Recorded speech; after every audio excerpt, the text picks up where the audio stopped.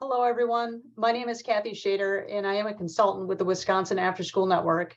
And I'm here today to talk with you about writing SMART goals to meet your participant needs.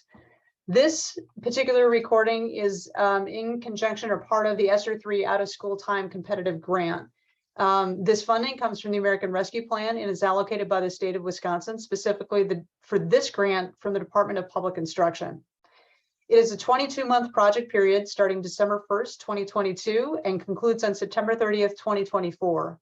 And the purpose is to improve the academic, social, emotional, and mental health needs of students most impacted by COVID-19 through high-quality, evidence-based out-of-school time programming. Applications, as a reminder, are due at 4 p.m. Central Daylight Time, October 14th, 2022. If you would like more information about this particular grant, please see the web address at the bottom of your screen.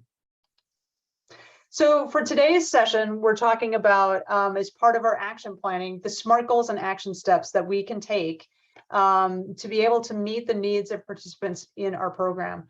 Now, earlier in a recorded presentation, Dr. Lindsay Bernhagen talked about conducting a needs assessment using data already at your fingertips. And if you want more information about that, see the recording related to that. But also identifies target populations and priority areas you want to focus on within your program, utilizing that funding to help mitigate the impacts of COVID-19 and hopefully provide some needed programming for these particular students. So today we're talking specifically about the SMART goals. And some of you already may be familiar with SMART goals, but it's always a good refresher as well. So on the grant application, this is section number 10. This is the do section of the action planning section. It addresses the root causes, the needs, and the priority areas. And there are two specific must-haves you need as part of this section of the grant. One is you need at least one academic SMART goal, and you need at least one social, emotional, and mental health SMART goal. Optimally, those were the baselines, but optimally, you can have up to 5 SMART goals in any combination as long as you have one of each category. So you could have 1 academic SMART goal and 4 social, emotional, mental health SMART goals. You could have 2 academic SMART goals and only 2 social, emotional, mental health SMART goals. The combination is really up to you as long as there is one of each. So let's talk a little bit about what SMART goals are. They are specific, measurable, appropriate, relevant, and timelined. And a lot of the information, not all of it, but a lot of the information we're talking about today is also found in the grant request for proposals or request for submission. So you can look that up as well. But again, SMART goals are specific, measurable, appropriate, relevant, and timelined. And SMART goals really do 4 things. 1, they describe exactly how you expect your target audience to look after participation in your program. 2, it measures a variety of factors, which could be knowledge, skills, attitudes, behaviors, or protective factors. And 3, it always refers to changes you're wanting to see in your data. And I would also say it really refers to changes you want to see in your participants, and it's the data that tells you whether that has or has not happened. So what are you looking for? What are you trying to do in your program that is going to benefit your participants at the end of that experience? So it could be an increase, like they were able to make friends. As an example, it could be like 75% of kids reported they were able to make a new friend as part of this program. Or it could be a decrease, which could be like a reduction in inappropriate behavior. So you could refer that to being like 35% of kids or 55% of kids reported that they had less behavioral issues in some way, or parents told you that, or you found that to be true by talking with the staff in your program. SMART goals really address this question, and this is the question you always want to ask yourself whenever you're trying to develop these. Who will do how much of what, by when, as evidenced by what? And again, these are evidence-based. It's not that we're just making assumptions, but we're actually looking for data that tells this did or did not happen. whatever the this might actually be.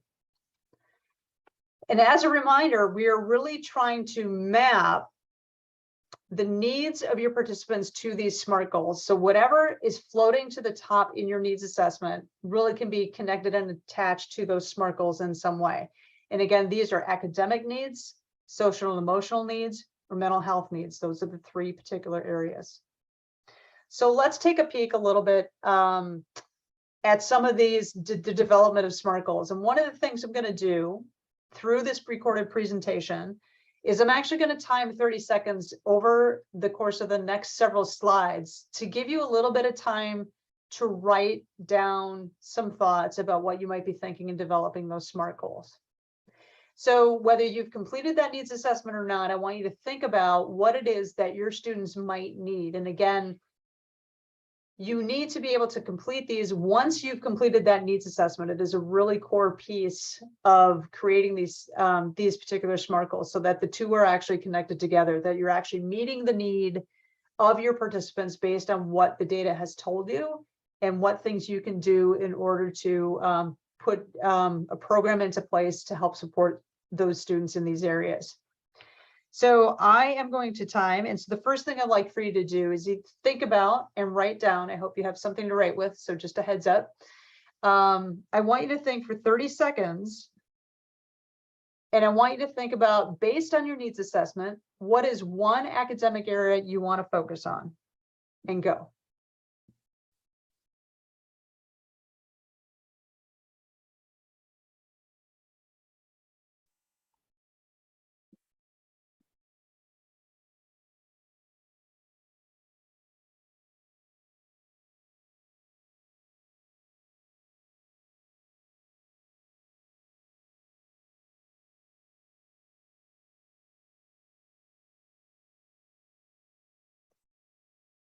Okay.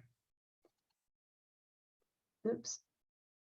Go back one. Okay, so the next thing I want you to do is I want you to think about, based on your needs assessment, I want you to think about and write down, and again, it doesn't have to be complete. This is really just gathering ideas and jotting down notes. I want you to write down, based on your needs assessment, what is one social and emotional mental health area you want to focus on for these SMART goals, and go.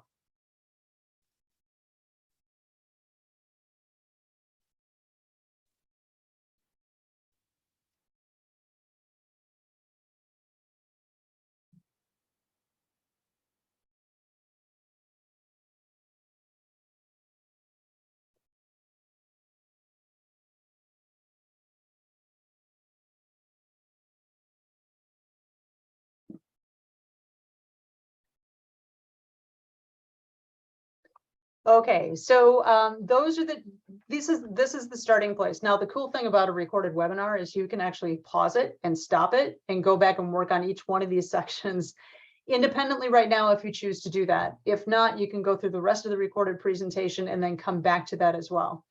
What we're trying to do right now is get you to kind of think in a process about how you might start to build what it is that you want to write about for these SMART goals to help support the kids in your program based on the needs assessment. And again, we continually go back to that needs assessment. So we are intentionally threading our work to try to meet the needs of those participants to create effective change by participating in your program. Okay, so let's talk about specific. So at the start of the SMART goals, right? So specific uses only one action verb, ideally. It's what it's going to be. It uses verbs that help you document your action. Could be a list, they demonstrate, they showed, and you want to avoid vague verbs such as they know and understand. You really can't measure how much people actually know, roughly, or what they actually understand. What we are looking for is that solid specificity to that action verb. So here's an example. By June 1, 2022, 60% of participants in grades 2 through 4 will demonstrate a 10% increase in reading comprehension as measured by the Wisconsin Reading Comprehension Test. Okay, the specific word, the verb in there is demonstrate, right? So you're going to be able to tell that based on what they've been able to do and understand. Okay, so here we go again. So for each of your academic and social and emotional mental health goals that you wrote down in the previous slide, in this last, in this last slide, the last two slides. So based on on those two areas, your academic area and your social and emotional area, I want you to write down one action verb for each. What is it that you want your students to be able to show, or what is the action they will take or that you will understand? So it could be list, demonstrate, show. Those are just a few examples. I want you to think about that action verb and write that down. You get 30 seconds to write it down.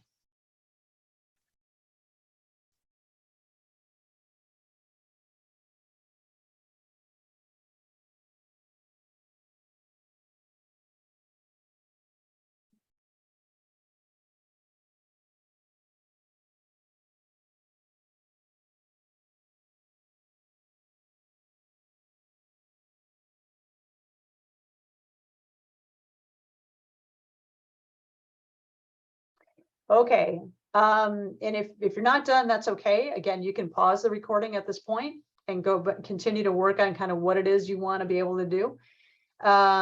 Or you can continue to move forward with the recording. So you can kind of see where this is going. So on measurable, measurable just is measuring change. This is usually an increase or a decrease. Sometimes it demonstrates no change, but it needs to be able to measure. Okay, so in this case, by June 1st, 2022, 60% of participants in grades 2 through 4 will demonstrate a 10% increase in reading comprehension as measured by the Wisconsin Reading Comprehension Test. Okay, so that 10% is that's the ideal of what we're trying to do. So it's a target goal, right? So, but it's measurable. So it's got a quantifiable way of us understanding whether this did or did not happen. That's our target goal.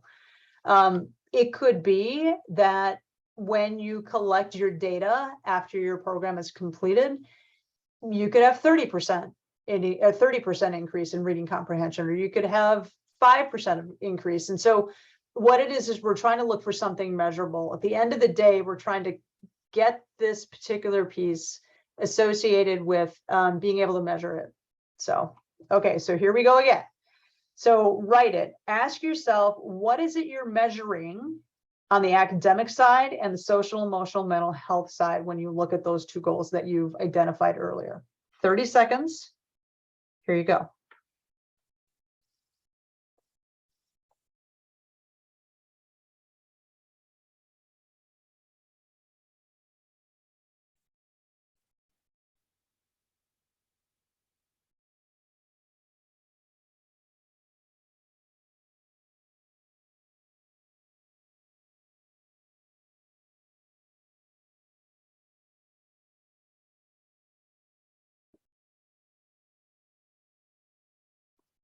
Okay, the A in SMART is for appropriate. So for this particular piece, you're looking at your target population. Some of you work with younger kids in your program. Some of you might work with middle schoolers. Potentially some of you work with high schoolers. It depends on where your program is and what you're doing. So you're looking at whatever it is you're trying to do as part of the SMART goal is appropriate, right? So whatever you're trying to accomplish is actually appropriate. It originates from the needs of your target audience. Again, this is the needs assessment. So what did you find in your needs assessment that can actually be addressed?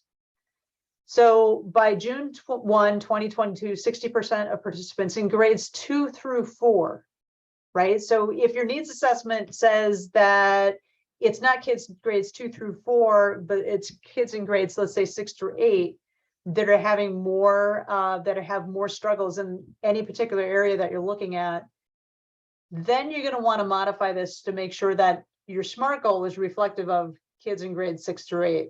So, but in this case, and in this example, let's say our needs assessment says it's the grades in kids 2 through 4 that are having a challenge in understanding reading comprehension, that we've seen a slide in reading comprehension over the course of the last several years because of the pandemic.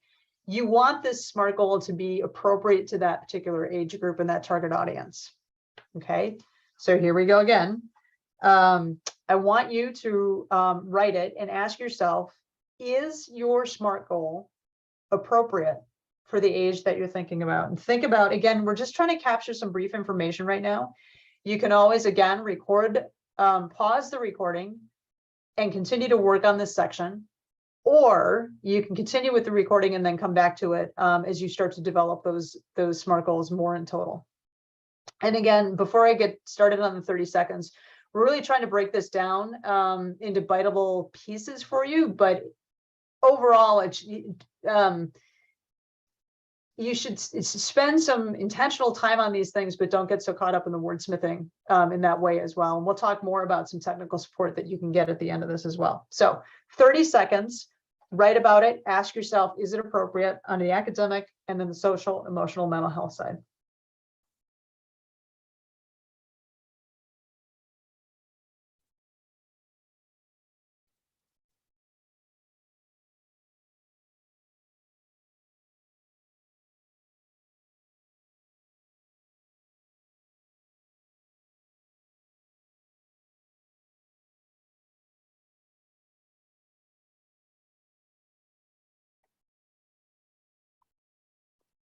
Okay, now we want to know if it's realistic, right? This is the R in SMART.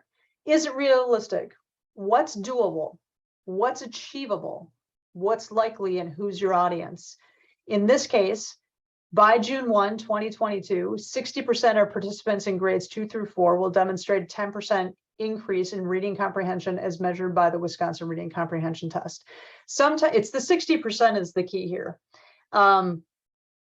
It's really, some programs like to think they get 100% participation in certain things, and that's not always likely or probable. So what we're trying to do is get you to something that's a realistic number that can be measured, right? That's the M in SMART. A realistic thing that's achievable that you're able to do. And so think about how you might put that into play for the SMART goal that you're talking about. So, right. So in this example, again, 60% of participants in grades 2 through 4 will demonstrate. It's probably unlikely that everybody is going to demonstrate that. If that happens, great. But in relationship to writing your SMART goal, you want to get something that's realistic and more attainable that way. So ask yourself, is it realistic? What you're thinking about for these academic programs or these social, emotional, mental health goals, is it realistic? Okay. And here we go. Oops. Get my timer and go 30 seconds.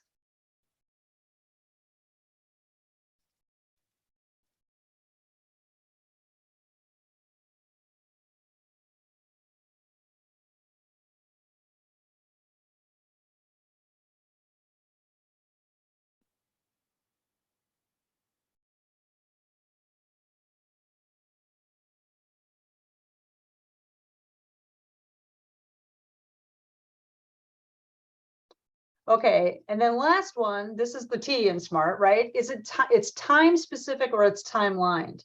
Okay, what we're looking for is a definitive date for when this is actually completed. So in this case, in this example, by June 1st, 2022.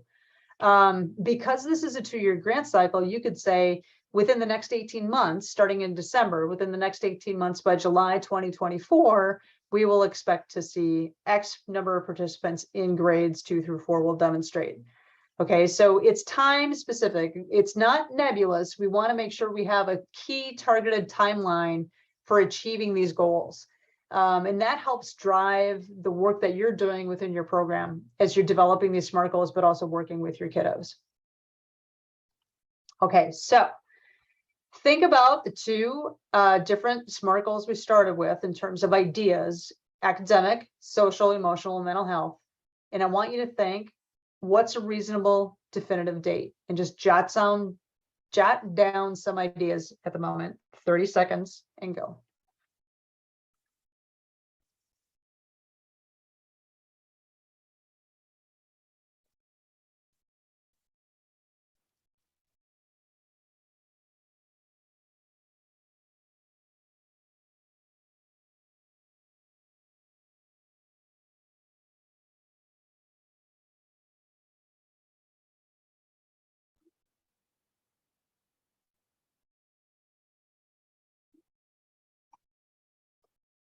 Okay, then the last piece I'm really briefly going to talk about, and we're almost done for today, but the last piece I want to talk to you about action steps. And just a reminder, action steps are the things, I'm not going to spend a whole lot of time on this, but the action steps are kind of the things you're going to do to help achieve those SMART goals. So as you're drafting your SMART goals, when you get them in place, then you want to think about the action steps. And again, this particular piece is actually part of the grant application. So you want to go and you want to look at that particular page. It looks like it's on page 14 and 15. Looking at action steps and activities programs that are connected to those SMART goals. Again, there's an intentional thread that goes between the work that you're doing and how you're going to get there on these action steps to achieve the goal and the outcome, or the SMART goals that help address the need that you found in your needs assessment. Okay, so for the next, I guess this is the last 30 seconds, I swear. I want you to write, what are some of the action steps you might take to achieve your SMART goal? And again, these are all drafts right now. Okay, nobody's expecting you to have this completed. You know, you certainly have a grant deadline ahead of you, but right now, this is just getting these ideas into place and thinking about how you might achieve those goals that you're setting. Okay, 30 seconds for this last one: academic, social, emotional, mental health, and what are the action steps you can take to achieve? Write down 1 or 2 for each one.